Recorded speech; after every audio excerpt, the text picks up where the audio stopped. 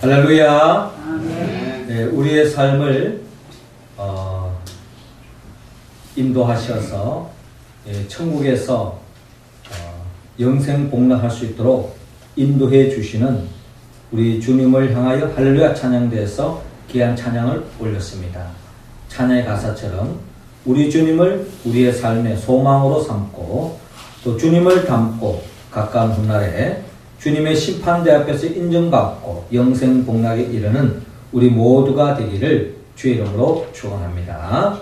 우리 시간 옆 사람과 한번 인사 나눕시다. 주님을 더욱 사랑합시다. 주님을 더욱 사랑합시다.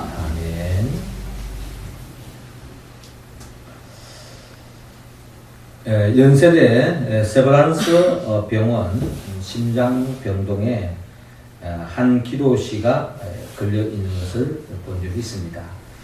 그 기도의 시의 제목은 어느 환자의 고백이라고 하는 제목의 기도시였습니다. 내용은 이렇습니다. 주님, 때때로 병들게 하심을 감사합니다. 이로 인해 인간의 약함을 깨닫게 해 주시기 때문입니다. 가끔 고독의 수렁에 내던져 주심도 감사합니다.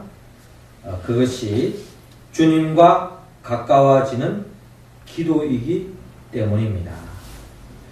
일이 제대로 안 되게 틀어주심도 감사합니다. 그래서 나의 교만이 반성될 수 있습니다. 아들, 딸이 걱정거리가 되게 하시고 부모와 동기가 짐으로 느껴질 때도 있게 하심도 감사합니다. 그로 인해 인간된 보람을 깨닫게 되기 때문입니다. 먹고 사는데 힘겹게 하심도 감사합니다. 눈물로써 빵을 먹는 심정을 이해할 수 있기 때문입니다. 불의와 허위가 덕세하는 시대에 태어나게 하신 것도 감사합니다. 이로 인해 하나님의 의가 분명히 드러나기 때문입니다. 땀과 고생의 잔을 맛보게 하심도 감사합니다. 그래서 주님의 사랑을 진실로 깨닫기 때문입니다.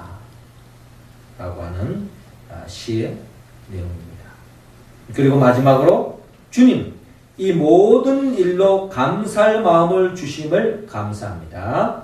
이 모든 일로 하나님과 가까워지는 계기가 되기 때문입니다. 라고 기록하며 시가 마무리하고 있습니다.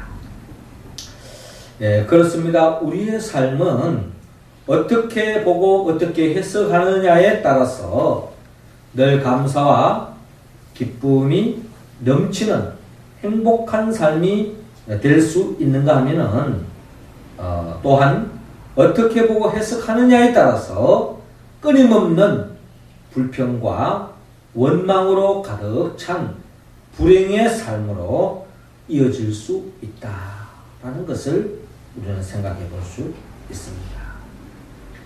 믿음의 선배 하박국 선지자는 어떠한 상황 속에도 감사하는 성숙한 삶을 그의 고백을 통하여 우리는 헤아릴 수 있습니다. 하박국 선지자는 하박국서 3장 17절 이하를 보면 비록 무화과 나무가 무성하지 못하며 포도나무에 열매가 없으며 감람나무에 소출이 없으며 밭에 먹을 것이 없으며 우리의 양이 없으며 외양간에 소가 없을지라도 나는 여호와로 말미암아 즐거워하며 나의 구원의 하나님으로 말미암아 기뻐하리로다 라고 고백하고 있습니다.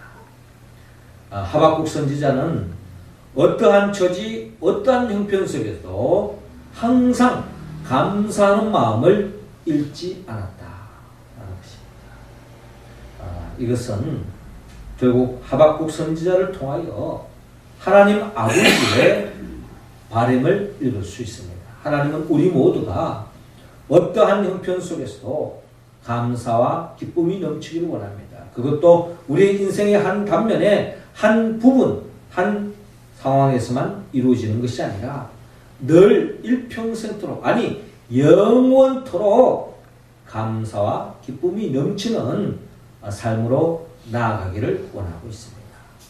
하나님은 오늘 이 시간 우리 모두가 영원히 원망하고 불평으로 일삼는 지옥과 같은 인생이 아니라 늘 감사와 기쁨이 끊이지 않는 천국과 같은 삶을 살기를 원합니다. 그렇기 위해서는 우리는 어떠한 삶을 살아야 하느냐 하는 것을 오늘 성경은 우리에게 들려주고 있습니다. 먼저 하나님께서는 우리 모두가 오늘 본문 33절을 중심으로 심판을 기억하라고 말씀합니다. 33절 우리 같이 한번 읽어볼까요? 시작. 양은 그 오른편에 염소는 왼편에 두리라. 아멘. 자, 오늘 성경 본문 31절은 이렇게 시작하고 있습니다.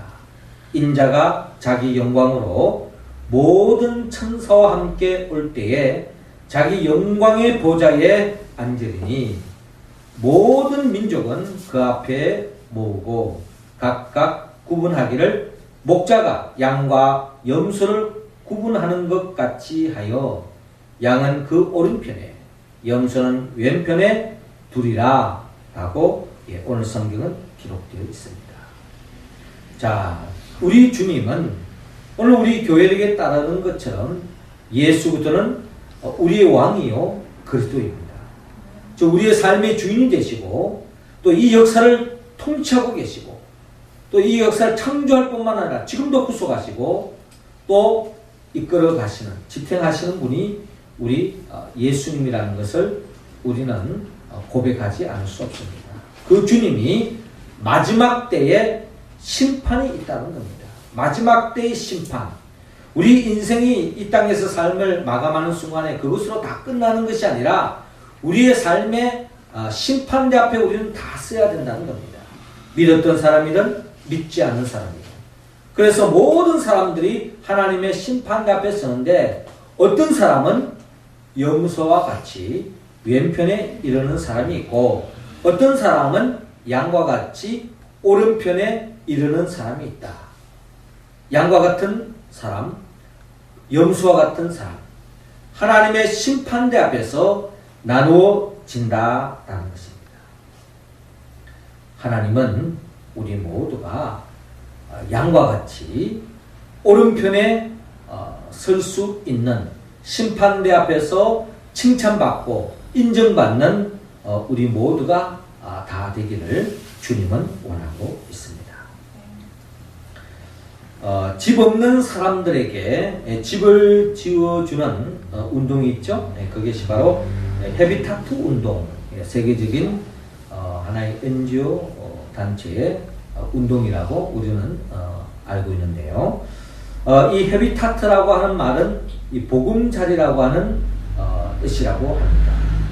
이 헤비타트 운동의 총재는 밀라드 풀러입니다.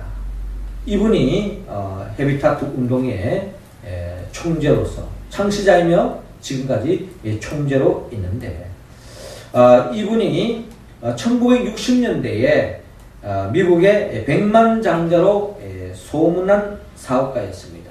하는 일마다 잘 되고 번창하고 또 모든 사업들이 잘 되어져서 돈을 엄청 벌였습니다. 그러던 어느 날 밤늦게 집으로 돌아왔는데 아내와 아이들이 집에 없는 것입니다. 마침 거실 탁자에 보니까 편지 하나가 놓여져 있었습니다.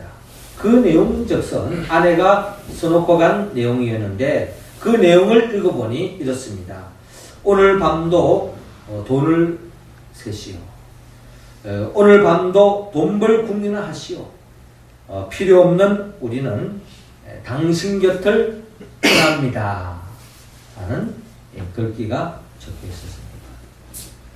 글쎄요, 일반 많은 사람들은 남편을 향하여 돈만 많이 벌어왔으면 좋겠다. 돈만 벌어오면은 우리 가정에 행복이 보장될 것 같다. 돈만 많으면 자식도 원하는 대로 다 사줄 수 있고 아내가 원하는 거 다 구할 수 있기 때문에 돈 많이 벌어오는 남편 1등 신랑감 아닐까요? 뭐 그런 집에는 다 행복할 것 같은데 아마 그러지 않을 것 같습니다. 여기에 남편이 엄청나게 돈을 벌이는데도 불구하고 이 돈 많은 사람들도 특징은 돈 쓸 새도 없어요. 또 돈이 많이 버니까 또 없는 것이 있습니다. 아마 이 가정에 참된 가족의 의미, 행복의 기쁨이 없었던 것 같습니다. 그래서 이제 아내가 그런 나름대로의 그 불만을 글로 그렇게 썼던 거죠. 자, 그래서 이 편지를 읽은 이 밀라드 이 플루시는 충격을 받았습니다. 그리고 곧바로 아내와 아이들에게 찾아가서 잘못을 비고 용서를 구했다고 합니다. 그리고 즉시 재산과 회사를 다 팔고 그가 소유했던 대저택, 그리고 호숫가의 별장, 또 고급 승용차, 자신의 그 모든 재산을 다 팔았습니다. 그리고 그동안 삶을 돌이켜보면서 자기가 사업에 손대는 것마다 다 잘 되고 또 잘 풀리고 엄청난 불을 축적했는데 사실 그 모든 것이 그동안 자기가 똑똑해서 자기가 잘나서 그렇게 돈을 버는 줄 알았는데 돌이켜보니 다 하나님의 은혜였던 것입니다.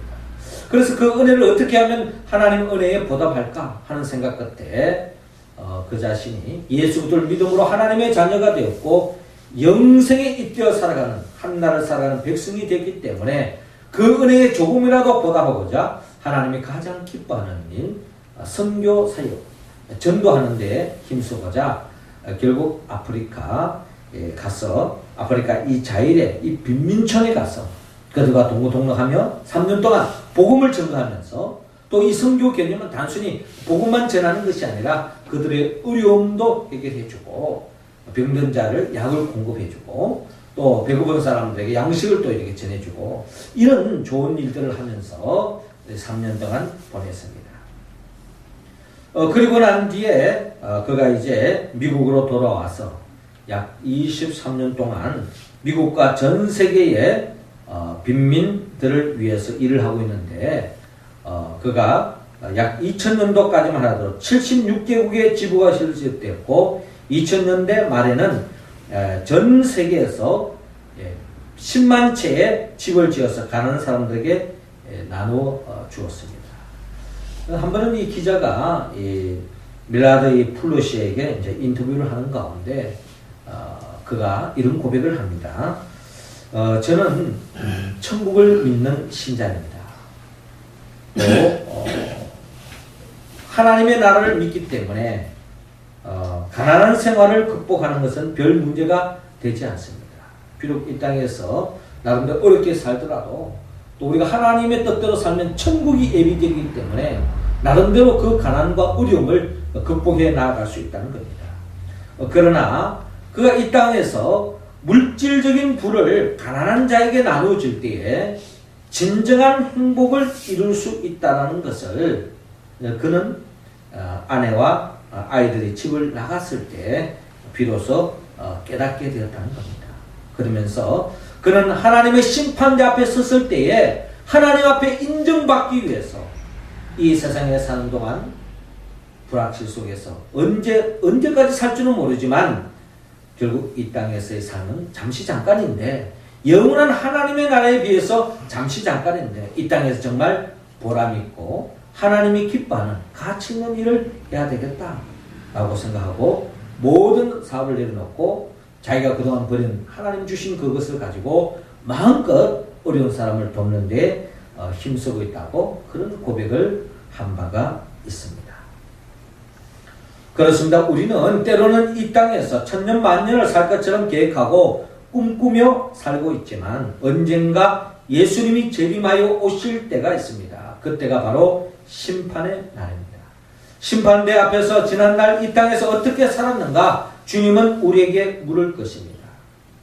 살아온 삶의 여정을 돌아보며 목자가 양과 염소를 분별하듯이 어떤 사람은 양처럼 오른편에서 칭찬을 받을 것이요 어떤 사람은 염소와 같이 왼편에서 책망을 받는 그런 심령으로 전락될 것입니다.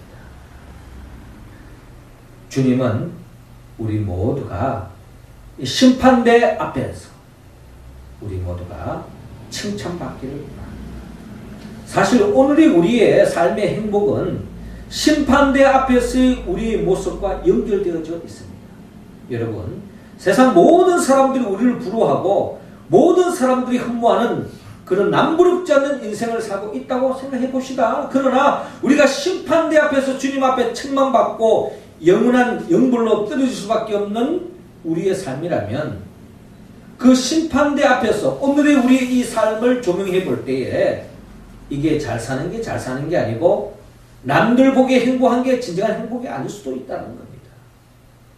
반대로 우리가 살고 있는 이 삶이 어렵고 힘들다 할지라도 심판대 앞에서 우리가 주님 앞에 칭찬받고 주님 앞에 상급을 받는다면 오늘의 이 땅을 살아가는 이 모든 어려움과 역경도 한순간에 감사와 행복으로 바뀔 수 있다는 것입니다. 사랑하는 성도 여러분, 우리의 삶은 이 땅에서의 죽음으로 모든 게 다 끝나는 게 아닙니다. 하나님의 심판대 앞에 반드시 선다는 것입니다. 그때에 우리 가운데는 한 사람도 주님 앞에 책망받는 사람이 아니라 주님의 얼굴을 바라볼 때 우리를 바라보는 주님의 얼굴이 더없는 기쁨의 모습으로 미소가 만만한 그런 모습으로 주님을 대할 수 있는 우리 모두가 다 될 수 있기를 주의 이름으로 축원합니다. 이어서 주님은 우리가 영원토록 감사하며 후회 없는 삶으로 나아가기 위해서는 오늘 본문 40절을 중심으로 주님을 사랑하라고 말씀합니다. 40절 말씀 우리 할렐루야 찬양대원들이 읽어주시기 바랍니다. 시작. 누이 대답하여 이르시되 내가 진실로 너희에게 이르노니 너희가 여기 내 형제 중에 지극히 작은 자 하나에게 한 것이 곧 내게 한 것이니라 하시고. 아멘. 자, 오늘 성경의 본문 33절에 양은 그 오른편에 염소는 왼편에 두리라 라고 주님이 말씀하는데요. 그러면 어떤 사람이 오른편에 양과 같은 사람이 있고 어떤 사람이 염소처럼 왼편에 서느냐 주님이 소상하게 밝히고 있는데 오늘 본문 34절에 그때의 임금이, 여기서 말하는 임금은 우리의 왕이신 예수 그리스도를 말씀하고 있습니다. 임금이 그 오른편에 있는 자들에게 이르시되 내 아버지께 복을 받을 자들이요. 이 양과 같이 오른편에 있는 사람들은 하나님의 복받을 자라는 겁니다. 창세로부터 너희를 위하여 예비된 나라를 상속받으리라. 창세부터 지금까지 예비된 하나님의 나라, 즉 천국을 상속을 받아라는 것입니다. 왜 그들이 그런 상속을 받을 수 있게 되느냐?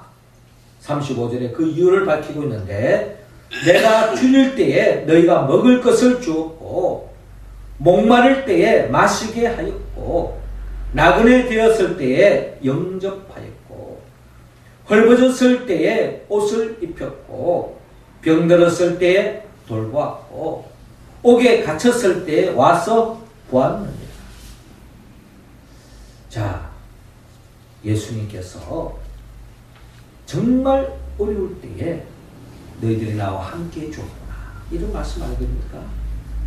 물론 예수님이 잘 나가고 잘 될 때에 함께 하는 것 그것도 참 쉬운 일은 아닙니다만은 예수님이 어려움에 처했을 때에 그 주님과 함께 한다는 것 그것은 주님이 잘 나갈 때 함께 하는 것보다 더 어렵다는 것은 사실입니다. 우리가 여러 친구들이 있지만 그 속에서 정말 저 친구는 참 나의 절친이다. 내가 평생 누구에게도 이 사람 내 친구입니다 라고 이야기할 수 있는 친구가 있어요. 일반적인 친구가 있고 특별한 나의 친구가 있습니다. 그런 친구가 일반적으로 어떤 친구인가 대체적으로 이야기를 들어보면은 내 삶에 잘 나갈 때 진짜 잘 나갈 때 함께 했던 친구라기보다는 내 삶에 정말 바닥을 칠 때, 어려울 때, 힘들 때에 그때 함께 해주고, 그때 내 이야기를 들어주고, 그때 내게 힘이 되어주고, 그때 내게 어려울 때에 뭔가 하나 손에 짚혀주는 그 친구는 영원토록, 일평생토록 잊지 못하는 친구로 자리매김할 수 있지 않습니까? 그런 친구가 사실 많지가 않아요. 주님도 마찬가지입니다. 사실 우리가 주님 생각하면 늘 주님은 뭐 부족함이 없고 모든 것이 다 충족되어져 있고 뭔가 늘 우리는 주님으로부터 뭔가 얻고 받기만 하는 그런 주님으로 생각했는데 주님께서 정말 어려움에 처했을 때 그 어려움에 처한 주님과 함께하고 어려움에 처한 그 주님이 줄일 때 먹을 것을 주고 목마를 때에 마실 것을 주고 또한 나그네 되었을 때 영접해주고 걸벗을 때 옷을 입혀주고 병들었을 때 돌보고 옥에 갇혔을 때에 와 보았다. 참 이것은 쉬운 일이 아닙니다. 주님은 이러한 내가 정말 어려울 때에 함께한 너희들을 나는 잊지 않겠다. 하나님이 예비하신 천국을 복을 안겨주겠다 라는 것입니다.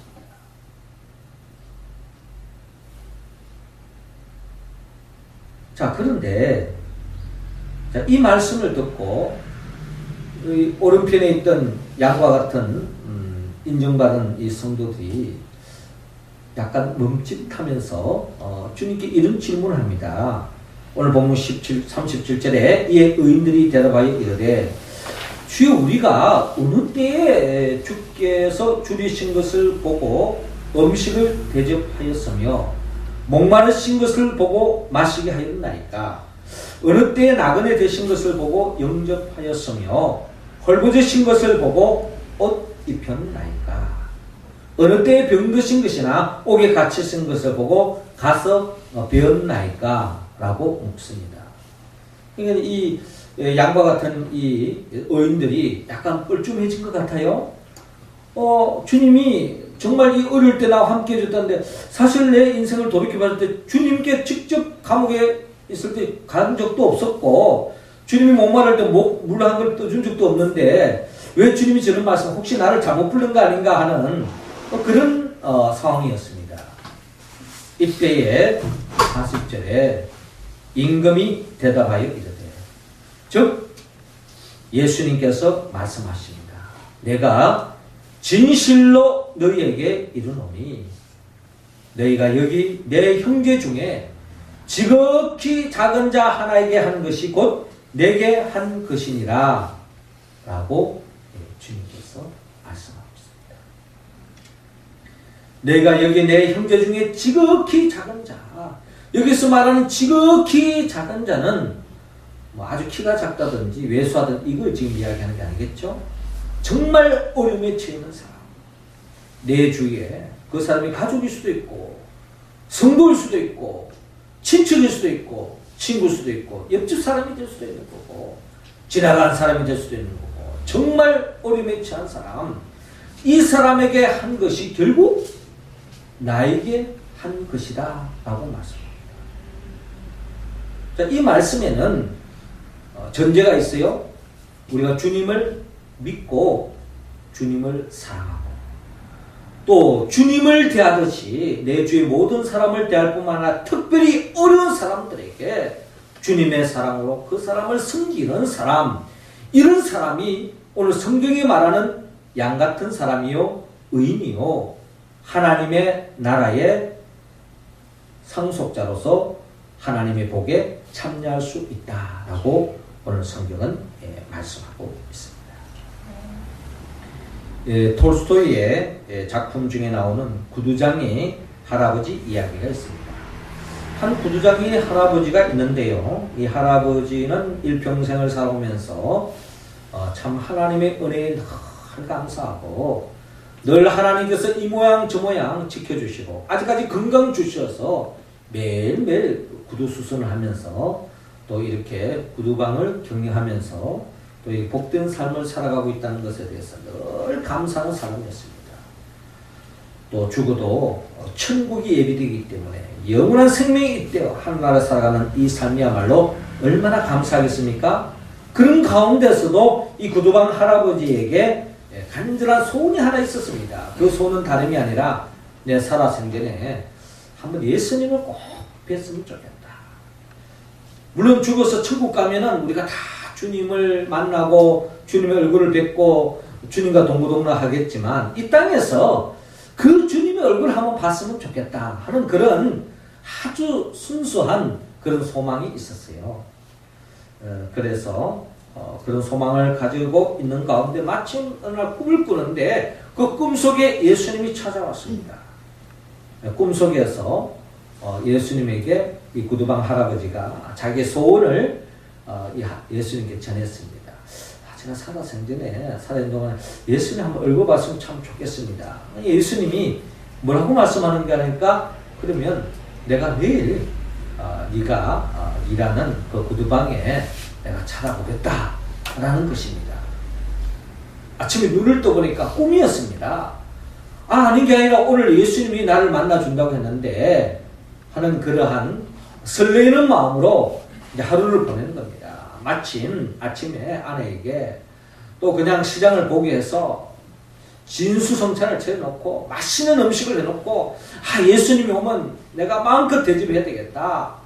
주님을 맞이해야 되겠다. 이제 이런 마음으로 하루를 보내고 있습니다.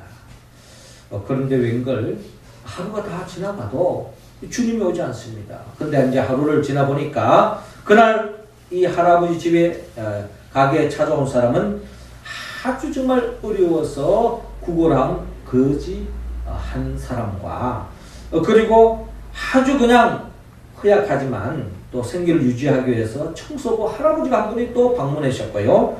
또 아주 정말 어려운 상황 속에서 또 자신의 경제적인 문제를 해결하기 위해서 어려운 가운데 사과 장사하는 어느 남편을 잃은 한 아주머니가 집에 찾아오는 것이 고작이었습니다.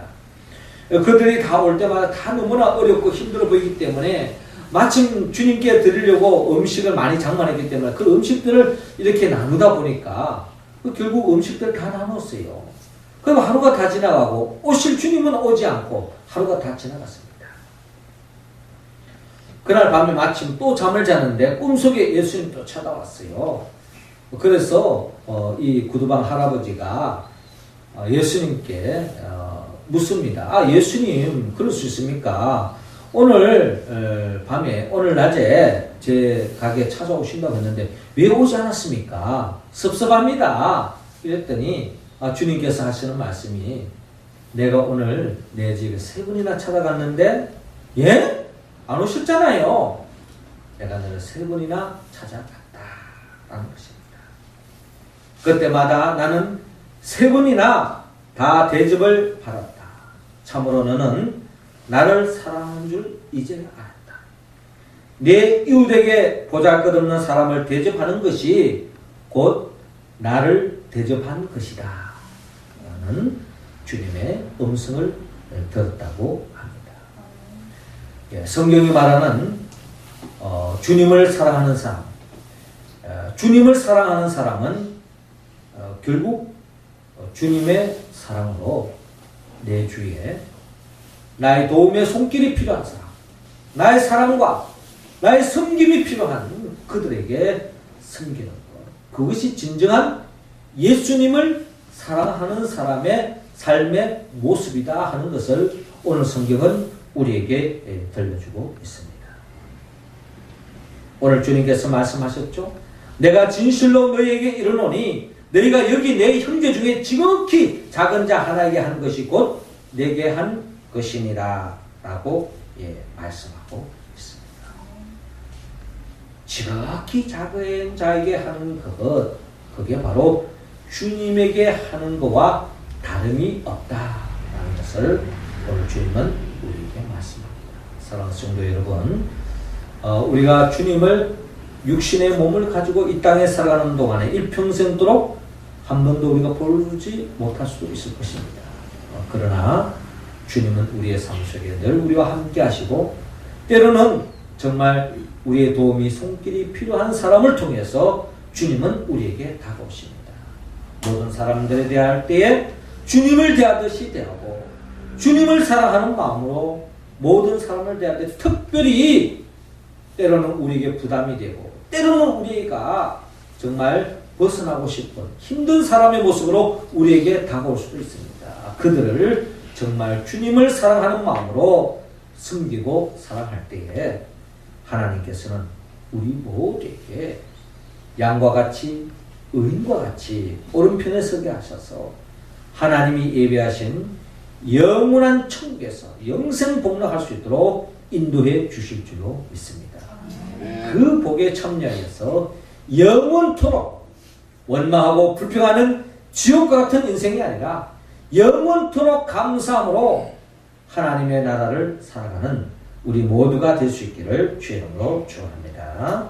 예, 마지막 세 번째로 우리가 영원히 감사하고 기쁨과 행복이 넘치는 삶으로 나아가기 위해서는 오늘 본문 46절을 중심으로 영생에 들어가라고 말씀합니다. 46절 우리 같이 한번 더 읽어봅니다. 시작. 그들은 영벌에 의인들은 영생에 들어가리라 하시니라. 아멘. 자, 오늘 성경 본문 41절에 왼편에 있는 사람, 염소와 같은 사람, 한마디로 주님의 책망의 대상이 됐던 천국에 들어갈 수 없는 사람, 왜 그들이 그렇게 됐는가? 예, 오늘 본문 주님께서 밝히고 있는데 그런 사람을 대하여 41절에 이렇게 책망하고 있습니다. 저주를 받은 사람들아, 나를 떠나 마귀와 그 사자들을 위하여 예비된 영원한 불에 들어가라. 내가 줄일 때에 너희가 먹을 것을 주지 아니하였고 목마를 때에 마시게 하지 아니하였고 나그네 되었을 때에 영접하지 아니하였고 헐벗었을 때에 옷 입히지 아니하였고 병들었을 때에 옥에 갇혔을 때에 돌보지 아니하였느니라 라고 말씀하고 있습니다. 자, 이 말씀의 내용은 말 그대로 예수님이 정말 어려울 때에 잘 나갈 때는 뭐 주여 주여 하면서 주님과 쫓아다니고 주님 저 알지요? 주님 옆에 서서 주님이 주시는 그 영광에 주님이 주시는 그 복을 다 챙기려고 하다가 주님이 정말 어려울 때에 주님이 정말 어려운 상황을 통과할 때에 내 몰라라 하고 주님을 몰라라 하고 다 제갈 길로 갔던 예수님의 12 제자의 모습. 여러분, 예수님의 12 제자가 그런 사람들이었어. 사실 정말 주님이 어려울 때 십자가 못 박혀 죽음의 자리에 끌려가는 그 현장에는 다 주님을 내몰라라고 다 제갈 길로 가버렸어요. 심지어 베드로마저도, 베드로도 뭐라고 이야기했습니까? 모든 사람들이 다 주님을 부인하고 제갈 길을 간다 할지라도 저만큼은 끝까지 목숨 걸고 주님을 사수하고 주님을 따라가겠습니다. 맹세 맹습을 거듭했던 베드로 아닙니까? 그 맹세가 며칠 지나지도 않았어요. 다 울기 전에 3번씩이나 주님을 부인하고 주님 모른다. 심지어 주님을 저주까지 하면서 자신은 아무도 주님과 아무 관계가 없는 것처럼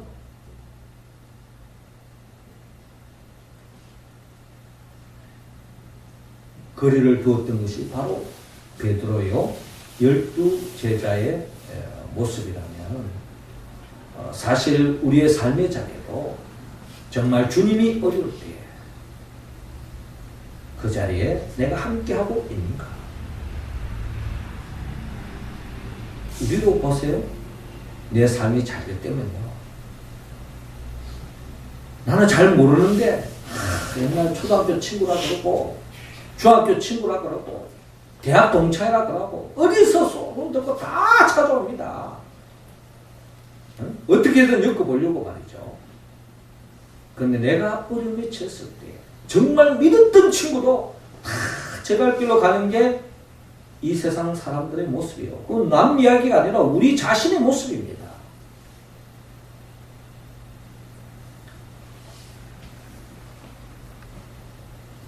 자, 주님이 이런 말씀을 하실 때에 이 염소와 같은 사람들이 당당하게 이런 이야기를 합니다. 44절에 주여 우리가 어느 때에 주께서 줄이신 것이나 목마르신 것이나 나그네 되신 것이나 헐벗으신 것이나 병드신 것이나 옥에 갇히신 것을 보고 공양하지 아니하리까. 예, 이런 대답을 하는 거 보면 나름대로 이 사람들은 그래도 자기 자칭 나는 하나님을 섬기는 사람입니다. 하나님 믿는 사람입니다. 하나님 사랑하고 있습니다. 라고 이야기하는 사람들이에요. 자칭 하나님을 사랑한다고 생각하고 있는 겁니다. 그런데 주님의 말씀에 가면 그런 착각에 빠져 있다. 예, 오늘 보면 45절에 이에 임금이 예수님이 대답합니다. 이르시되 내가 진실로 너희에게 이르노니 이 지극히 작은 자 하나에게 하지 아니한 것이 곧 내게 하지 아니한 것이니라 하시니 그들은 영벌에 의인들은 영생에 들어가리라 하시니라 라고 말씀하셨습니다. 그렇습니다. 예수님께 예전에 이런 말씀하셨어요. 보이는 육신의 부모를 네가 온전히 섬기지 않는 네가 어떻게 보이지 않는 하나님을 섬긴다고 이야기하느냐. 그런 말씀에서 맥락으로 우리가 이해해 볼 때에 네 주위에 있는 어려운 사람들을 그들도 보지도 않고 그 어려운 사람의 형편을 챙기지도 않고 헤아리지 않는 네가 어떻게 하나님을 믿는 예수 그들을 사랑한다고 이야기할 수 있느냐. 네가 정말 예수님을 영접하고 예수님을 왕으로 모시고 주님의 통치함을 잊고 주님의 뜻대로 살아가는 사람이라면 내 주위에 어려운 사람들을 그냥 돌려보내지 말고 그들을 위하고 챙겨주고 그들에게 때로는 춥고 배불을 때 따순한 밥을 한 그릇이라도 대접하는 그런 삶을 살아야 되지 않겠느냐. 그런 것도 하지 않는 네가 어떻게 하나님을 믿는다고 예수님을 사랑한다고 이야기하느냐.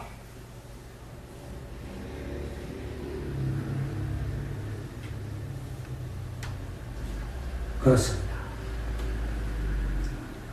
우리가 말로만 주님을 사랑한다고 이야기하지 말고 주님을 사랑하듯이 내 이웃을 내 몸과 같이 사랑하는 사람, 그런 사람들을 주님은 의인으로 칭해주시고 그리고 영원한 생명에 들어가게 해주신다는 것입니다. 우리가 착한 일을 해야만이 천국 간다, 이걸 지금 이야기하려고 하는 게 아닙니다. 우리는 예수 그들을 믿음으로 이미 천국 백성이 된 거예요. 그 은혜에 보답한다면, 그 은혜를 잊지 않는다면 그 은혜에 1000분의 1, 10,000분의 1이라도 그 빛을 갖고자 하는 마음으로 우리 주위에 어려운 사람들을 챙겨주고 헤아려주는 삶, 그런 삶을 살아서 주님이 예비하신 그 천국에 다 이르기를 원하는 것이 하나님 아버지의 마음이라는 것입니다. 사랑하는 성도 여러분, 주님은 우리가 영원히 원망하고 불평하는 지옥과 같은 삶이 아니라 영원히 감사하고 기뻐하고 행복한 천국과 같은 삶을 살기를 원합니다. 그러기 위해서는 이 땅에 살아있는 그 순간순간 하나님의 심판대 앞에 우리가 마지막 때 선다는 것을 잊지 마시고 기억하며 매일매일 하루하루 우리의 삶의 현장에서 주님을 사랑하듯 내 이웃을 내 몸과 같이 사랑하여서 주님의 심판대 앞에 주님 앞에 인정받아 영원한 생명에 나아가기를, 영생에 들어가기를 주님은 원하고 있습니다. 이 말씀에 우리가 어떻게 응답할 수 있느냐? 우리는 성령의 도움을 받아야 합니다. 성령은 예수님의 영이죠. 예수님이 누구인가를 바로 알 때에 우리는 그 성령의 충만함으로 이 말씀에 응답할 수 있습니다. 예수님은 우리를 위하여 말씀으로 천지 만물을 창조하셨죠. 그리고 아담과 하와가 범죄함으로 말미암아 하나님의 복을 누릴 수 없는 우리들을 다시 그 복을 안겨주기 위하여 주님이 친히 인간의 몸으로 이 땅에 오셔서 우리의 죄를 짊어지시고 십자가에 못 박혀 죽으시고 죽은 자 가운데 3일 만에 부활하시고 지금도 승천하셔서 하나님 보호자 우편에서 우리에게 성령을 보내주셔서 성령의 도우심으로 하나님 말씀에 응답해 나아가는 우리들을 통하여 주님이 기뻐하는 교회를 든든히 세우게 하시고 교회를 중심으로 하나님의 나라를 맛보며 살아가는 우리들에게 영원한 영생 복락의 길로 인도하게 하여 재림하여 오신 그 예수 그리스도를 믿고 의지하고 주의 이름으로 기도할 때에 예수의 영 보혜사 성령이 우리 가운데 충만히 임함으로 그 영의 도우심으로 우리가 주의 말씀에 응답할 줄로 믿습니다. 성령의 충만함으로 심판을 잊지 말고 기억하고 매일매일 삶의 현장에서 주님이 나를 바라보신다는 것을 기억하시고 주님을 사랑하듯 내 이웃을 내 몸같이 사랑하며 결국 심판 앞에 인정받아 영생 복락에 들어가는 우리 모두가 되기를 주의 이름으로 축원합니다. 기도드리겠습니다. 하늘에 계신 우리의 아버지, 이 시간 우리 각자 한 사람 한 사람에게 예수의 영 보혜사 성령의 기름을 충만히 부어 주옵소서. 성령의 충만함을 따라 매일매일 하나님의 심판이 있음을 잊지 말고 매일 삶의 현장에서 주님을 사랑하듯 내 이웃을 내 몸같이 사랑하고 결국 주님의 앞에 인정받아 영원한 하나님의 나라의 복을 누리며 살아갈 뿐만 아니라 그 영생 복락에 이르는 우리 모두가 되게 하여 주옵소서. 예수님의 이름으로 기도드리옵나이다. 아멘.